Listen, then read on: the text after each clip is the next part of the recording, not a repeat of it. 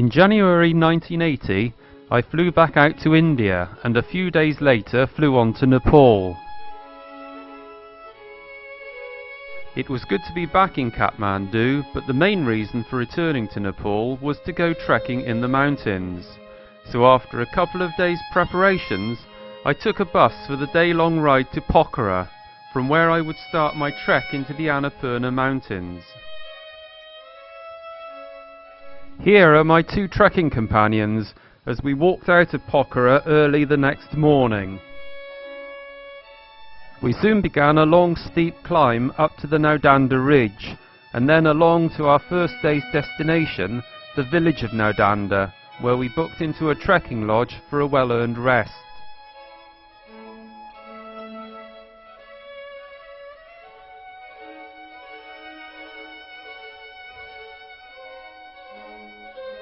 The next morning we set off again along the Naudanda ridge, passing through several small villages along the way.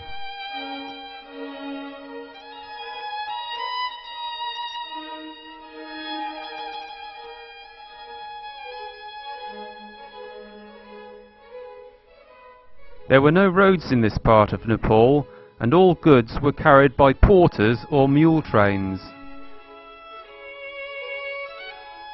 Around midday we came to a river at the small town of Biritanti and crossed over it on a suspension bridge.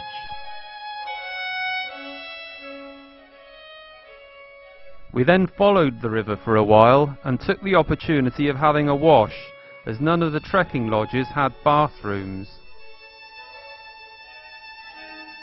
Progress was much a matter of long, hard climbs, followed by descents that were equally as demanding.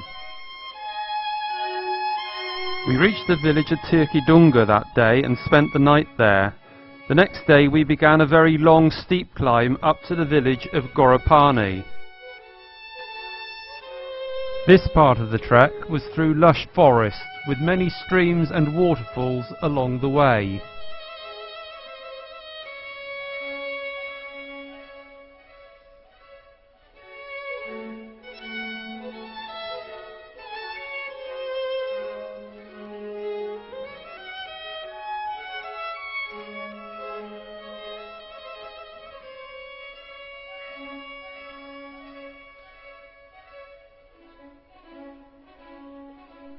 As we climbed higher, we found some snow on the ground.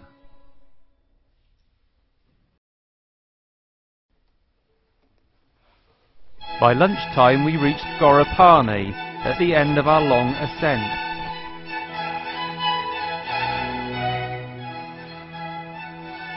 From Gorapani it was a downhill and comparatively easy trek to the village of Sika, where we spent the night at the shanty lodge.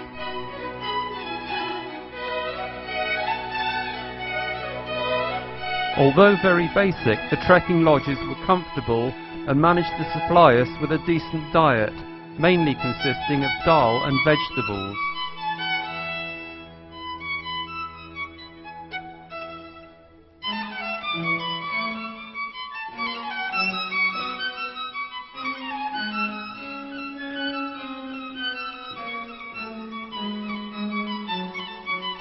The next day we were on the trail again, heading toward the town of Tatopani.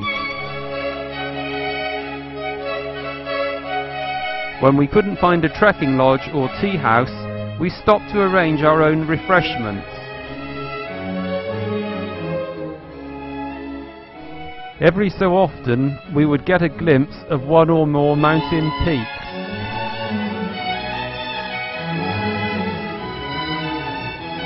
Everywhere that we went, we found that the people were friendly and hospitable.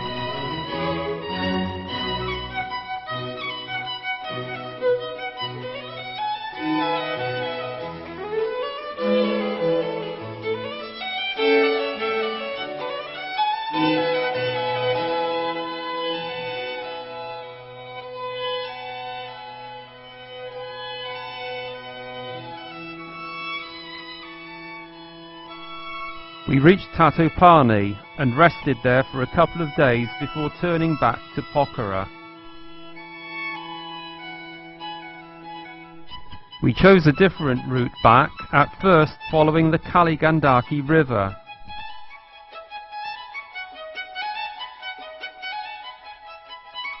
This part of the trek was a somewhat easier walk.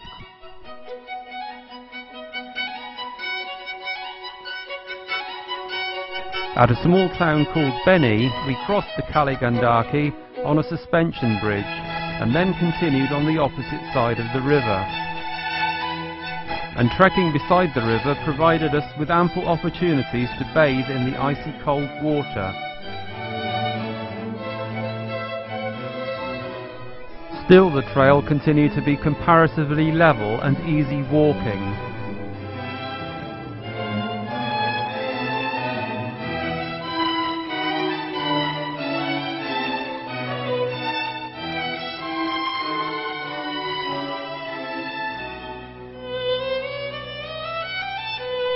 After returning safely to Pokhara, we caught a bus back to Kathmandu.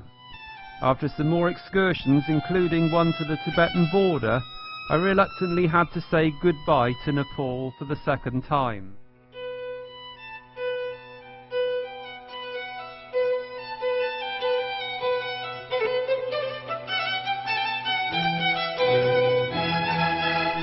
The next leg of my journey involved a flight to Thailand with Royal Nepalese Airlines. This was my last view of the Himalayan mountains as we flew out of Nepal. Here we are about to land for a brief stopover at Calcutta Airport.